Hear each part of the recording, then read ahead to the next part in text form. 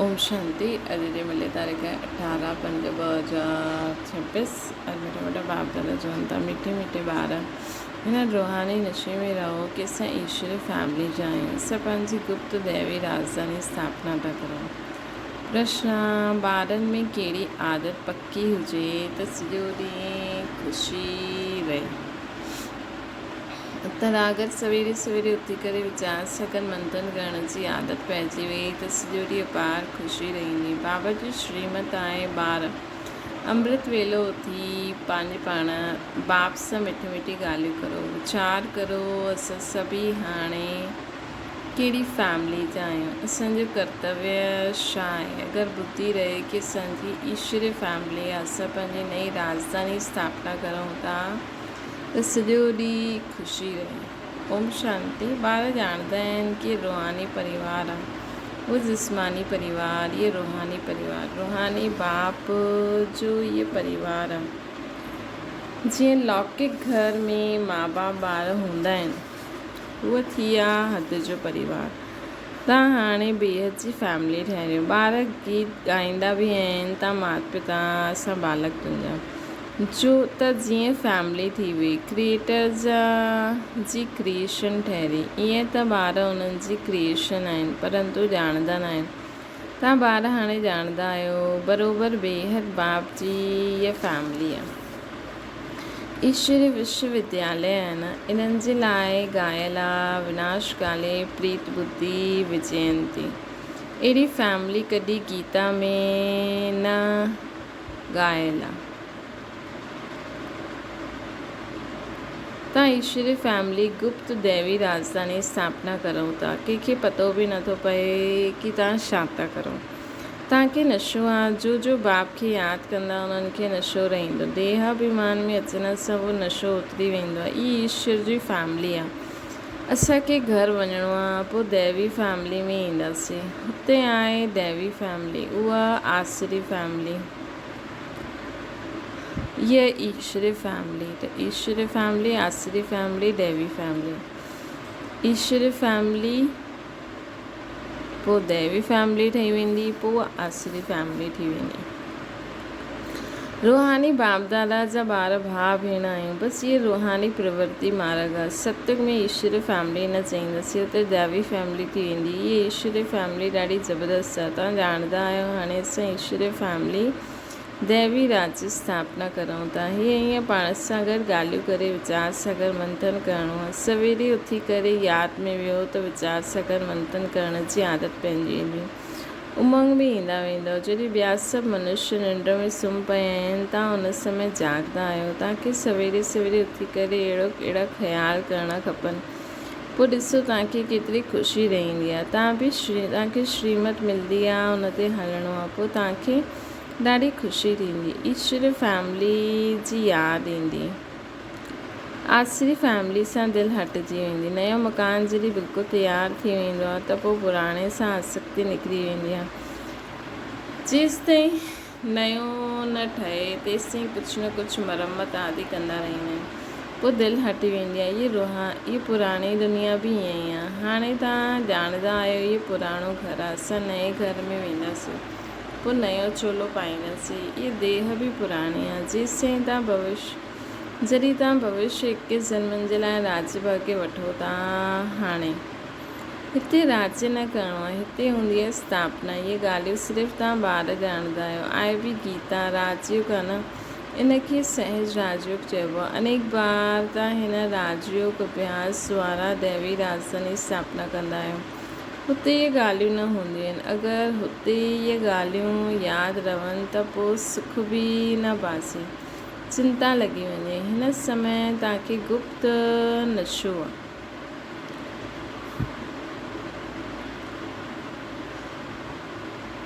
उच बाबा जी फैमिली, इनखे चइबो आहे ईश्वरीय गुप्त फैमिली टाइप। ईश्वरी विश्वविद्यालय, ईश्वर यज्ञ बि कंदा आहिनि, फैमिली बि आहे। इनखे असांखे ॾाढो लवली ठहिणो आहे। भक्ति मार्ग में तव्हां ॾाढा लवली ठहींदा आहियो। तव्हां आहियो रूप बसंत, आत्मा रूप बि आहे, बसंत बि आहे। एतिरी नंढी सी आत्मा अविनाशी पाठ ॿुधाईंदी आहे। हिन समय तव्हां रूप पसंदि आहियो। बाबा ज्ञान जा सागर आहिनि, ज्ञान ज़रूरु ॾींदा तॾहिं जॾहिं हिन शरीर में ईंदा। तव्हां ॼाणंदा आहियो ज्ञान जी वर्षा बरसाईंदा आहिनि। हिकु हिकु रतन लाखों रुपए जो आहे। हाणे तव्हां आत्माउनि खे बाबा जो परिचय मिलियो आहे। बाबा स्मृति दिलाईंदा आहिनि, तव्हांजी बुद्धि में आहे इहे 84 जो चकर फिरंदो आहे, इन करे तव्हांजो नाम सुदर्शन चक्रधारी आहे। विष्णु व लक्ष्मी नारायण सुदर्शन चक्रधारी न हुया, उन्हनि में इहे ज्ञान न हूंदो। हाणे तव्हां आत्मा खे इहे ज्ञान मिलंदो आहे सृष्टि जो चकर कीअं फिरंदो आहे। भल त्रिमूर्ति चईंदा आहिनि त बि शिव न ॾेखारींदा आहिनि। त्रिमूर्ति जो चित्र ॾाढा ॾिठा हूंदा। साकार में प्रजापिता ब्रह्मा त हिते आहिनि। इहे त थी विया ॾाढो पुराणो। साकार में प्रजापिता ब्रह्मा त हिते आहिनि। इहे त थी विया ॾाढा पुराणा ग्रेट ग्रेट ग्रैंड फादर।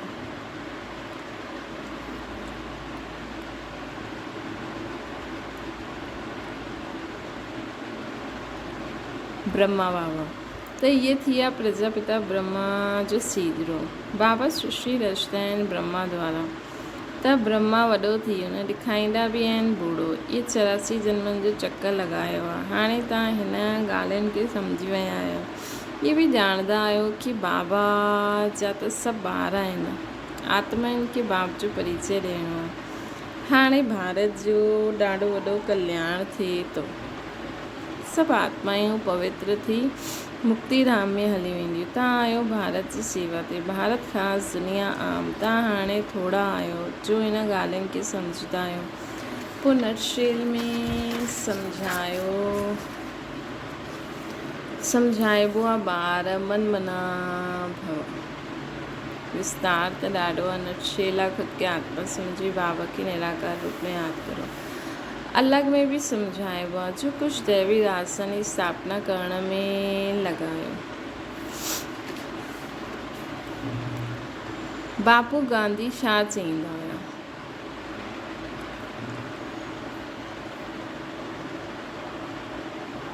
उहे बि राम राज्य चाहींदा हुया। केॾो वंडरफुल खेल आहे। हाणे तव्हां साक्षी थी खेल ॾिसंदा आहियो, तव्हांखे हसी ईंदी आहे किथां जी ॻाल्हि किथे खणी वेंदा आहिनि। बाबा चईंदा आहिनि ड्रामा अनुसार दुनिया जी गति ॾाढी बुरी थी वई आहे। पोइ बाप अची करे सदगति कंदा आहिनि। तव्हां ॿारनि खे नशो चढ़ियो आहे। सॼी वर्ल्ड जे निराकार बापू जी इहा आहे। सॼी वर्ल्ड जो निराकार बापू जी। इहे ब्रह्मा बि कंहिंजो ॿारु आहे, शिव बाबा जो। उहो कंहिंजो ॿारु आहे। इहे माताऊं चईंदियूं आहिनि शिव बाबा असांजो ॿारु आहे। इहे शिव बाबा जो खेल पार आहे, हा न। इहे शिव बाबा जी खेल हले थी। कॾहिं शिव बाबा असांखे स्टूडेंट ठाहे छॾींदा आहिनि, कॾहिं ॿार ठाहे छॾींदा आहिनि, कॾहिं छा। बाक़ी ध्यानु दीदार में त माया ॾाढी प्रवेश थींदी आहे। इहे जो चईंदा आहिनि असां में शिव बाबा ईंदा आहिनि, शिव बाबा इहे ॻाल्हाईंदा आहिनि, इहे सभु भूत जी प्रवेशता आहे। तव्हां ॿारनि खे ख़बरदार रहणो आहे। इहे भूल जी बीमारी अहिड़ी आहे जो ॿई जहान सां उड़ाए छॾंदी आहे। इहे कॾहिं बि ख़्यालु न अचणु खपे कि असां साक्षात्कार करूं। इहे सभु भक्ति जा ख़्यालात आहिनि। ज्ञान मार्ग खे सिधी रीति सम्झणो आहे। माया अनेक प्रकार सां दुख ॾींदी आहे। साक्षात्कार आदि सां कोई फ़ाइदो न आहे। बाप चईंदा आहिनि इन्हनि द्वारा सगाई कराईंदा आहिनि। बाबा जो फरमान आहे तव्हांखे कोई बि देशदारी खे यादि न करिणो आहे, देहदारी खे। तव्हां पंहिंजे खे आत्मा सम्झी बाप खे यादि करो। पंहिंजे कल्याण जे लाइ बाप खे यादि करिणो आहे। इहे त ॾाढी सम्झ जी ॻाल्हि आहे। बाबा खे कोई बि समाचार लिखी सघंदा आहिनि। कई ॿारनि खे त एतिरो बि अक़ल न आहे कि बेहद जे बाप खे चिठी में पंहिंजो ख़ुदि ख़ैराफ़त जो समाचार लिखे। लौकिक बाप खे चिठी न लिखे त आराम न अचे, आराम ई फिटी वेंदो आहे। इहे बेहद जो बाबा ॾिसंदा आहिनि मास डेट चिठी न ईंदी आहे त सम्झंदा आहिनि हिननि खे शायदि माया खाई वई, त अहिड़े पारलौकिक बाप खे चिठी न लिखंदा आहिनि। एतिरो त लिखिणो खपे बाबा असां नारायणी नशे में सदा रहंदा आहियूं। असांखे ॾीवी युक्ति में ई असां तत्पर आहियूं। त बाबा सम्झदा ख़ुशि राज़ी आहिनि। चिठी न लिखंदा त सम्झदा बीमार आहे। यादि में न रहंदा आहिनि, न त बाबा खे समाचार ॾियणो आहे। बाबा असांजी सर्विस कई, इन्हनि खे सम्झायो, इन्हनि जी ॿुधी में पूरो न वेठो त पोइ इहे सम्झंदा कि सुठी रीति, त पोइ इहे बि सम्झाईंदा कि हिन रीति सम्झायो। भक्ति मार्ग में कुझु चईंदा आहिनि, सम्झंदा कुझु न आहिनि। मुख्य ॻाल्हि आहे बाबा खे न ॼाणंदा आहिनि।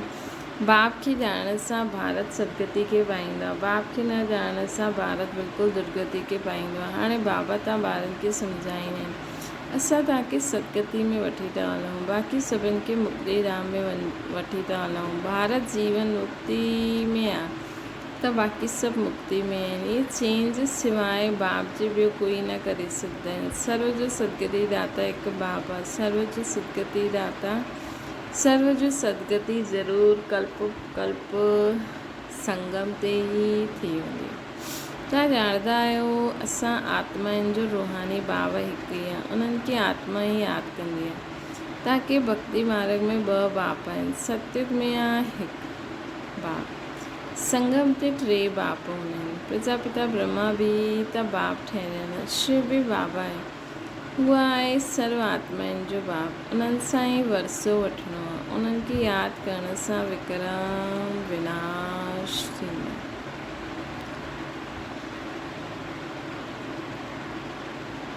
ब्रह्मा खे यादि करण सां विक्रम न विनाश थींदा, हिन करे शिव बाबा खे यादि करिणो आहे। असां उन्हनि जा ॿार आहियूं। इहो सच रियल ज्ञान आहे। रूहानी बाप जो रूहानी ॿारनि प्रति, बाक़ी सभु देह अभिमान आहे। देह अभिमानी पतित मनुष्यनि जो कर्तव्य कंदा आहिनि, उहे पतित ई कंदा आहिनि। दान पुण्य आदि जो बि कंदा आहिनि उहे सभु पतित आहिनि, पतित ई ठाहींदा आहिनि। रावण राज्य में इहे ॻाल्हियूं हूंदियूं न आहिनि।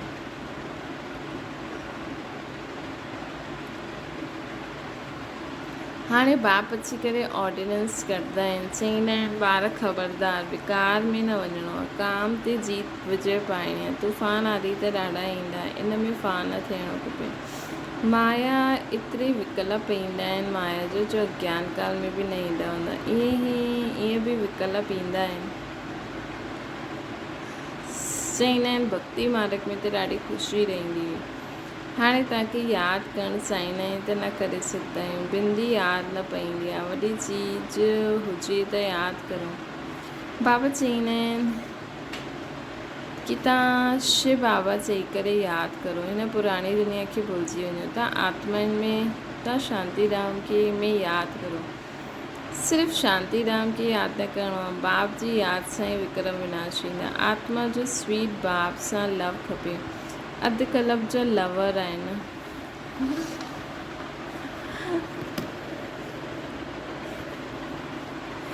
अधु कल्प जो लवर आहिनि शिव बाबा, शिव असांजो।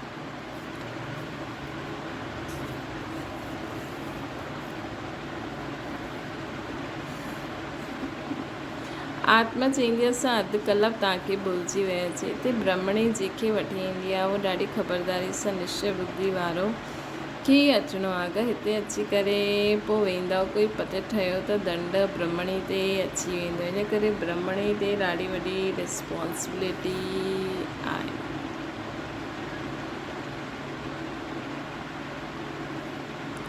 बाबा इहे रथ वरितो अथई, इन ॻाल्हियुनि जो अनुभव ई आहे। हिते त गंद जी ॻाल्हि न आहे, आपस में हसणु खेलणु बातचीत करणु इन में कोई मना न आहे। बाक़ी थोरो बि अगरि कोई आत्मा सां प्यारु रखंदो त पोइ जास्ती वधंदो वेंदो आहे, हुनजी यादि ईंदी रहंदी। इन करे बि इन सां बि पार वञिणो आहे। कंहिंमें विशेषता आहे, जो बि आहे सुठी सेवा आहे, जो बि आहे सभु बाबा करे ख़तमु करे। हाणे तव्हां घर में वेठा आहियो, सतयुग में वेठा आहियो, त ॿारनि चए घर में बाप ॿारनि खे घर में पढ़ाईंदा आहिनि। तव्हां सभिनि जो इहे घरु आहे। जॾहिं ॿाहिरि वेंदा आहियो त हीअं न चईंदासीं, हिते ॾाढो सुठो नशो रहंदो आहे। देह जो अभिमान छॾिणो आहे। देही अभिमानी ठहो त जात पात जो भेद सभु निकिरी वेंदो। पुराणी दुनिया तमो प्रधान आहे, हुन में भेदभाव ॿियो वधंदो वेंदो आहे। अॻियां ब्रिटिश गवर्नमेंट जे समय बादशाहनि जी खिटपिट न हुई, हाणे दिन प्रतिदिन फूट पवंदी वेंदी आहे। बसि सतयुग में हिकु ई भाषा हूंदी, कोई भेदभाव ई न हूंदो। अच्छा, मीठी मीठी सिकी लॾे ॿारनि प्रति माता पिता बाप दादा जो यादि प्यार ऐं गुड मॉर्निंग। रूहानी बाप जी सभिनि रूहानी ॿारनि खे नमस्ते।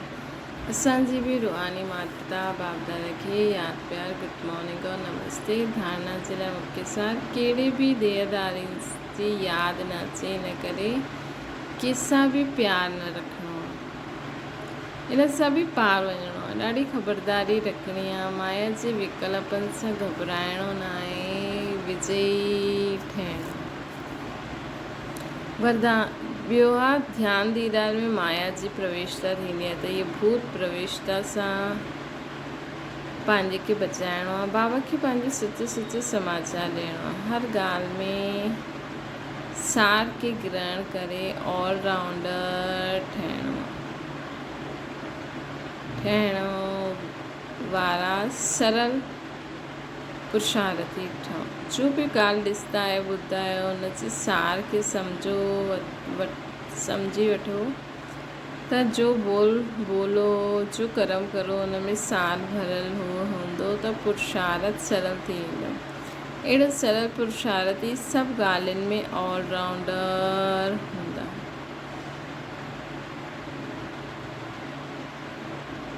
त बाबा असांखे चवनि था,